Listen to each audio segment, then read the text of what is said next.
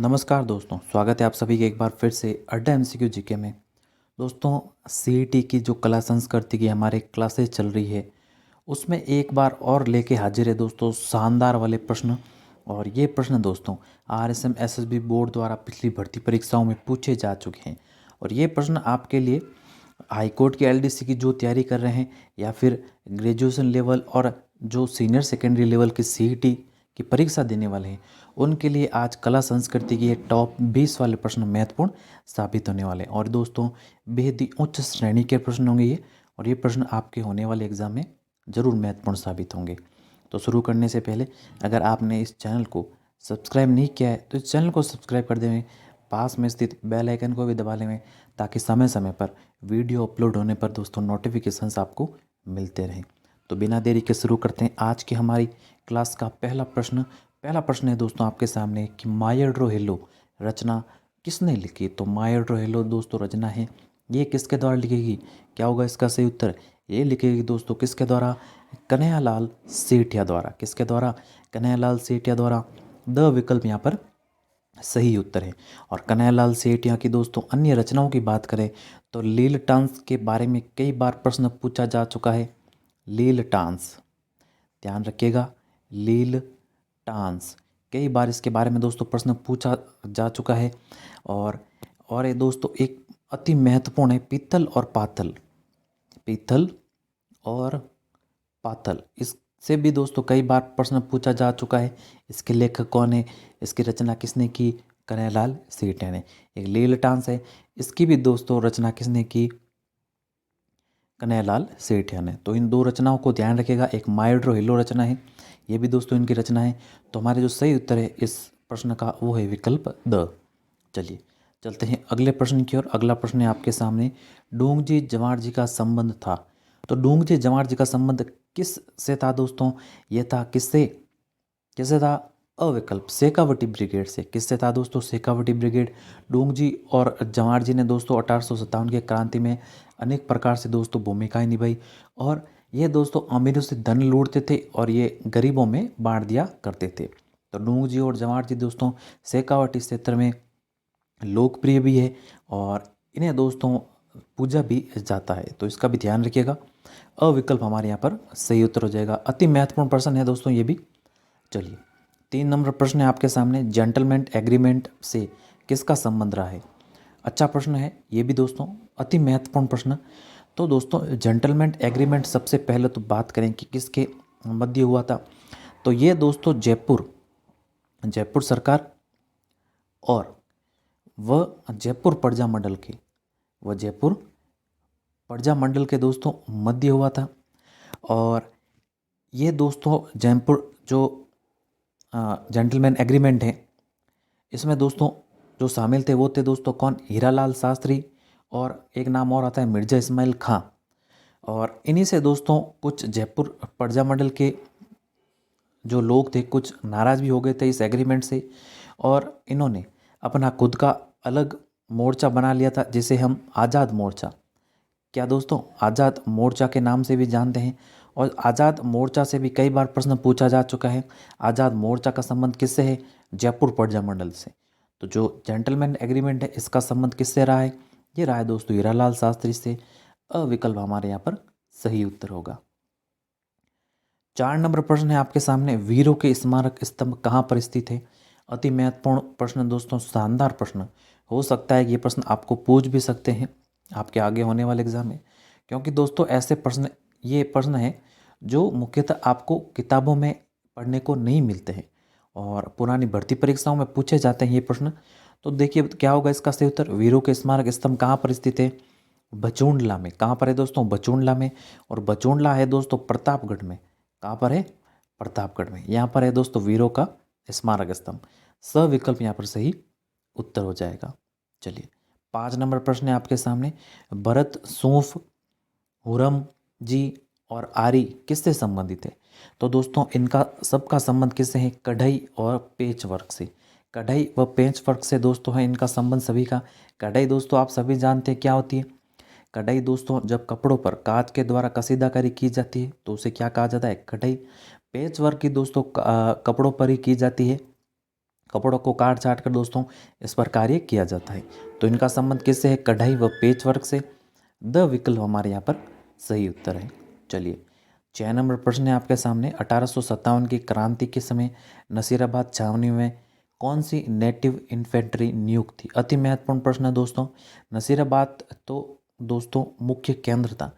कई बार प्रश्न पूछा जा चुका है नसीराबाद छावनी से भी कि सबसे पहले जो क्रांति की शुरुआत है वो कहाँ से हुई? तो वो हुई दोस्तों नसीराबाद छावनी से।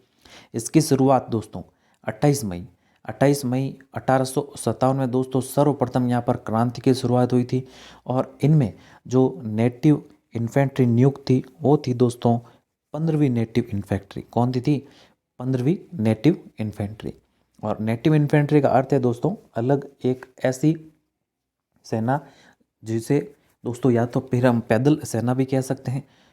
और ये जो थी कौन सी थी? 15वीं नेटिव इन्फेंट्री। तो जो अविकल्प है वो यहाँ पर हमारे सही उत्तर है। नसीराबाद भी ध्यान रखिएगा, सर्वप्रथम क्रांति की शुरुआत यहीं से हुई। इस डेट को भी ध्यान में रखिएगा। चलिए 7 नंबर प्रश्न है आपके सामने। जैसलमेर रियासत के इतिहास में पहली बार जवाहर दिवस कब मनाया गया? तो दोस्तों सबसे पहले जैसलमेर रियासत द्वारा जवाहर दिवस मनाया गया कब? ये मनाया गया दोस्तों 16 नवंबर 1930 को। कब मनाया गया? 16 नवंबर 1930 को। हुआ यूँ था कि दोस्तों जवाहरलाल नेहरू प्रधानमंत्री जो हमारे पहले प्रधानमंत्री थे, ये दोस्तों कुछ समय के लिए बीमार हुए थे और इनके दोस्तों स्वास्थ्य की मंगल कामना के लिए 16 नवंबर 1930 को जैसलमेर रियासत के द्वारा जवाहर दिवस मनाया गया। अति महत्वपूर्ण प्रश्न है दोस्तों, ये भी अच्छा प्रश्न है, शानदार प्रश्न, और ये भी दोस्तों कम ही पढ़ने को मिलता है। तो ऐसे प्रश्न है दोस्तों जो मुख्यतः आपको एग्जाम में परेशानी दे सकते हैं और ये प्रश्न बेहद ही डीपली प्रश्न होते हैं। तो ऐसे प्रश्न दोस्तों आपके लिए महत्वपूर्ण जरूर साबित होंगे आपके एग्जाम में, यकीन मानिएगा। तो जो सविकल्प है यहाँ पर वो हमारे सही उत्तर है।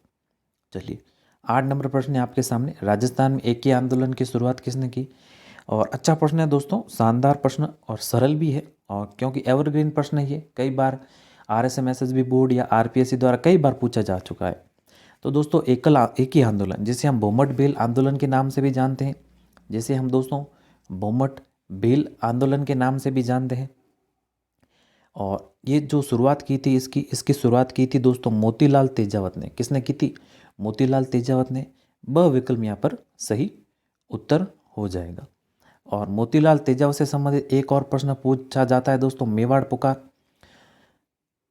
तो इनका भी ध्यान रखिएगा, मेवाड़ पुकार का संबंध किससे है? मोतीलाल तेजावत से। तो जो ब विकल्प है ये हमारे यहाँ पर सही उत्तर होगा। चलिए 9 नंबर प्रश्न है आपके सामने। 1578 ईस्वी में कोमलगढ़ पर किसने आक्रमण किया? ये भी अच्छा प्रश्न है दोस्तों। अलाउद्दीन खिलजी तो होगा ही नहीं दोस्तों। अलाउद्दीन खिलजी यहाँ पर 1300 ईस्वी की बात है, तो 1500-200 साल तक जिंदा रहा ही नहीं। तो जो आक्रमण किया था वो क्या था दोस्तों? शहबाज खान ने। किसने किया था? शहबाज खान ने। सविकल्प यहाँ पर हमारे सही उत्तर हो जाएगा। अगला देखिए, अगला 10 नंबर प्रश्न है आपके सामने। ये भी अच्छा प्रश्न, कई बार पूछा गया प्रश्न है दोस्तों। धूलकोट का संबंध राजस्थान की किस सभ्यता से रहा है? तो दोस्तों धूलकोट का जो संबंध रहा है वो राजस्थान की कौन सी सभ्यता से रहा है? ये रहा है दोस्तों आहड़ सभ्यता से। किस सभ्यता से रहा है? आहड़ सभ्यता से। तो जो अविकल्प है वो यहाँ पर हमारे सही उत्तर होगा। और ध्यान रखिएगा दोस्तों, जो ये आहड़ सभ्यता थी वो थी बेड़च नदी के किनारे। इसको भी ध्यान रखिएगा, नदी के बारे में भी कई बार प्रश्न पूछा जा चुका है इसके, कि आहड़ सभ्यता किस नदी के किनारे थी? बेड़च नदी के किनारे। और ये एक ताम्रयुगीन सभ्यता थी। ताम्रयुगीन और ग्रामीण सभ्यता थी। कैसी सभ्यता थी दोस्तों? ताम्रयुगीन और ग्रामीण सभ्यता थी। और इसे दोस्तों हम आगाटपुर के नाम से भी जानते हैं। और ये कहाँ पर है? ध्यान रखिएगा, उदयपुर में है। कहाँ पर है? उदयपुर में। तो इस जानकारी को ध्यान रखिएगा दोस्तों। इसका उत्खनन से संबंधित प्रश्न पूछा जाता है। इसका उत्खनन सर्वप्रथम 1954 में सर्वप्रथम इसका उत्खनन ये किया गया दोस्तों अक्षय कीर्ति व्यास द्वारा। किसके द्वारा? अक्षय कीर्ति व्यास द्वारा। और समय समय पर दोस्तों HD सांकलिया द्वारा भी इसका उत्खनन किया गया था। और एक नाम और आता है RC अग्रवाल के द्वारा भी इसका उत्खनन किया गया था। जो सर्वप्रथम उत्खनन है वो तो किया गया था किसके द्वारा? अक्षय कीर्ति व्यास द्वारा। तो जो धूलकोट का संबंध है वो किससे है, आर्य सभ्यता से। बाकी जो दी गई जानकारी उसको भी ध्यान रखिएगा। बेडस नदी के किनारे है, इसका भी दोस्तों यहाँ पर आप ध्यान रखिएगा। तो ये जो हमारे सही उत्तर हो जाएगा वो हो जाएगा विकल्प अ। और एक और है दोस्तों, एक तो है राम के सास्म, एक और ध्यान रखिएगा इसके बारे में, ये भी अच्छा प्रश्न बनता है इससे भी। एक है दोस्तों राम सेकास्म, सेकास्म नाम आता है राम सेकास्म। और एक है दोस्तों नाम आता है स्फटिक। ये भी दोस्तों प्रश्न पूछा गया था एक बार कि ये जो उपकरण है, ये पाषाण कालीन उपकरण है, ये क्या, इनके उपकरणों के नाम, एक तो है दोस्तों राम के सास्म, एक है दोस्तों स्फटिक। ये उपकरण है, पाषाण कालीन उपकरण है। इनका संबंध किससे है, तो इनका संबंध है दोस्तों धूलकोट से। किससे है दोस्तों, धूलकोट से या फिर आर्य सभ्यता से। यहाँ से दोस्तों ये उपकरण जो कि पाषाण कालीन उपकरण है, यहाँ से ये पाए गए थे। तो ध्यान रखिएगा, अच्छा प्रश्न है, ये भी कई बार पूछा जा चुका है इसको भी। और तो अविकल्प है, ये हमारे यहाँ पर सही उत्तर होगा। देखिए 11 नंबर प्रश्न है आपके सामने दोस्तों, अगला प्रश्न अच्छा प्रश्न है ये भी दोस्तों, इंपॉर्टेंट प्रश्न है कि महारानी विक्टोरिया के स्वर्ण जुबली उत्सव के में भाग लेने के लिए 1857 ईस्वी में मारवाड़ के प्रतिनिधि के रूप में इंग्लैंड भेजा गया। तो देखिए जब महारानी विक्टोरिया की स्वर्ण जुबली हुई थी, यानी दोस्तों इनके शासन को जब 50 वर्ष हुए थे। स्वर्ण जुबली कब आती है आप सभी को पता है, 50 वर्ष जब होते हैं। सिल्वर जुबली जब आती है जब 25 वर्ष होते हैं। तो जब इनके शासन को 50 वर्ष हुए थे तो 1857 में मारवाड़ के जो प्रतिनिधि के रूप में गए थे वो कौन गए थे, ये प्रश्न हमें पूछा है। तो ये गए थे दोस्तों मारवाड़ की तरफ से इंग्लैंड, प्रताप सिंह। कौन गए थे, प्रताप सिंह। सविकल्प यहाँ पर हमारे सही उत्तर हो जाएगा। चलिए 12 नंबर प्रश्न है, अच्छा प्रश्न है ये भी दोस्तों कि मांडव ऋषि की तपो स्थल मांडकला के 6 प्राचीन मंदिर स्थित हैं। तो दोस्तों मांडव ऋषि की तपो स्थल भूमि जो कि है मांडकला, इसमें दोस्तों 6 प्राचीन मंदिर स्थित है। ये कहाँ पर है, ये दोस्तों कहाँ पर, टोंक में। और टोंक में भी दोस्तों देवली नामक स्थान पर, देवली टोंक में।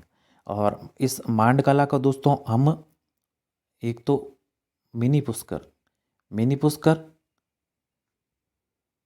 मिनी पुष्कर या फिर लघु पुष्कर या छोटा पुष्कर के नाम से जानते हैं। तो प्रश्न पूछा जा सकता है दोस्तों, ये भी मिनी पुष्कर, लघु पुष्कर, मांडकला को मांडकला को हम कहते हैं। और जो ये 6 प्राचीन मंदिर है ये है दोस्तों देवली टोक में।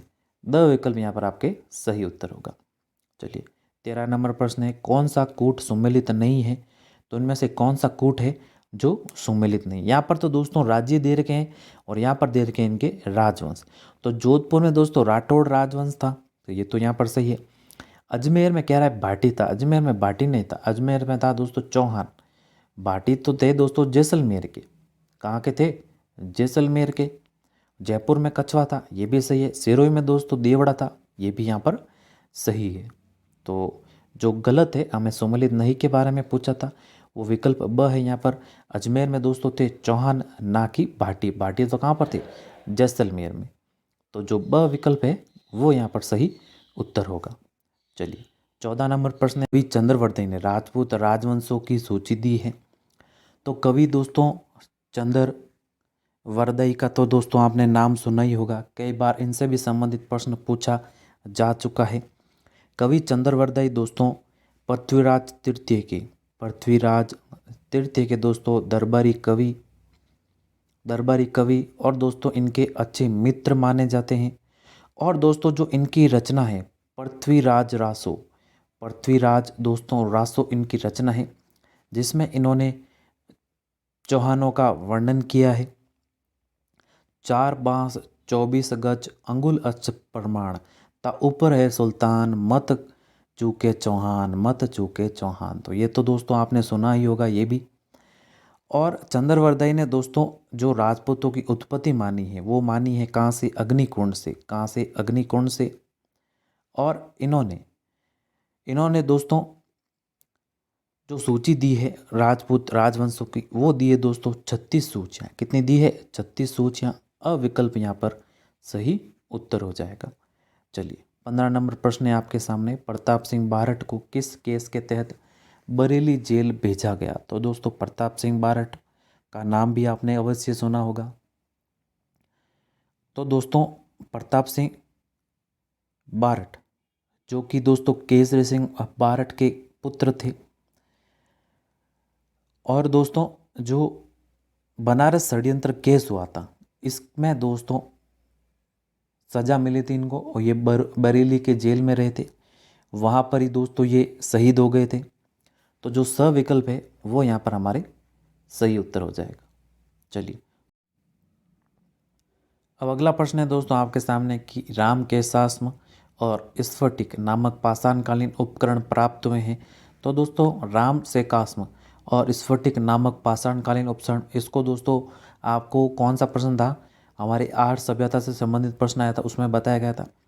तो ये दोस्तों जो पाषाणकालीन उपकरण है राम सेकास्म और स्फटिक, आपको बताया भी था, ये प्रश्न पूछा जा चुका है।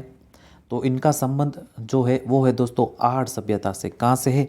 आर्य सभ्यता से। विकल्प द यहाँ पर सही उत्तर होगा। और कौन सी नदी के किनारे बताइए दोस्तों, आपको बताया जा चुका है, बेड़ज के किनारे। किसके किनारे? बेड़ज के किनारे।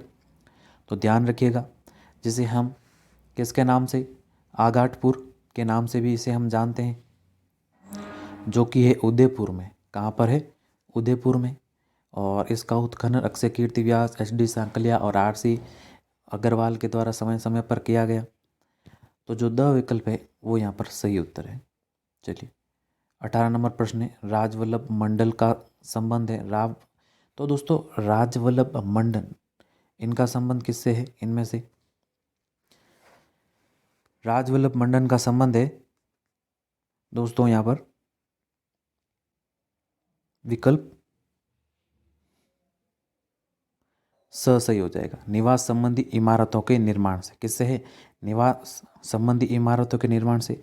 मंडन का दोस्तों आपने नाम सुना होगा, ये कुंभा के, राणा कुंभा के दोस्तों वास्तुकार थे। और कुंभलगढ़ जो दुर्ग है, कुंभलगढ़ दुर्ग के दोस्तों ये वास्तुकार थे, इनका नाम सुना होगा। और रूपमंडल, वास्तुमंजरी, प्रभास मंडल, दोस्तों ये सभी दोस्तों किसकी रचनाएं हैं? मंडन की। किसकी है? मंडन की। तो राजवल्लभ मंडन का संबंध किससे है? निवास संबंधी इमारतों से। तो जो स विकल्प है ये यहाँ पर हमारे सही उत्तर है। अगला देखिए 19 नंबर प्रश्न है दोस्तों, किस राजपूत राजा की मृत्यु बुरहानपुर में हुई? तो दोस्तों ये थे बीकानेर के राजा। कहाँ के राजा थे? बीकानेर के राजा। बीकानेर के राजा राय सिंह, बीकानेर के दोस्तों राजा राय सिंह की मृत्यु बुरहानपुर में हुई। और दोस्तों जूनागढ़ किले का जो निर्माण है वो आप सभी जानते हैं किसने करवाया? राय सिंह के द्वारा करवाया गया। पूछा जा चुका है जूनागढ़ का निर्माण किसने करवाया? किसने करवाया? राय सिंह ने। इन्हें हम राजपूताने का कर्ण भी कहते हैं, राजपूताने का कर्ण। मुंशी देवी प्रसाद ने दोस्तों इन्हें राजपूताने का कर्ण कहा। तो जो स विकल्प है वो यहाँ पर हमारे सही उत्तर है। अगला 20 नंबर और अंतिम प्रश्न है आज का दोस्तों, मूछला महावीर मंदिर स्थित है। तो जो मूछला महावीर मंदिर है ये स्थित है कहाँ पर? ये स्थित है दोस्तों विकल्प अ यहाँ पर सही उत्तर हो जाएगा घानेराव, जो कि घानेराव कहाँ पर है? पाली में है। कहाँ पर है? पाली में। और ये मूछला महादेव मंदिर दोस्तों एक जैन मंदिर है। कैसा मंदिर है? जैन मंदिर है। और दोस्तों ये महावीर जी का जैन मंदिर है।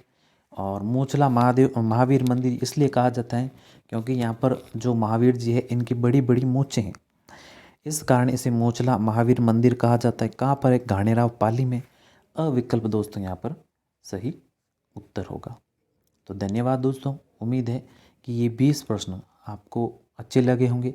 अच्छे लेवल के प्रश्न थे दोस्तों, और इनमें से आपके कितने सही हुए हैं कमेंट सेक्शन में ज़रूर बताइएगा कि इनमें से आपके कितने सही हो रहे हैं। और अच्छे प्रश्न हैं, उम्मीद है कि आपके आने वाली परीक्षाओं में महत्वपूर्ण साबित होंगे। तो धन्यवाद, मिलते हैं जल्दी ही नई क्लास में ऐसे कुछ नए महत्वपूर्ण प्रश्नों के साथ। तब तक के लिए जय हिंद, वंदे मातरम।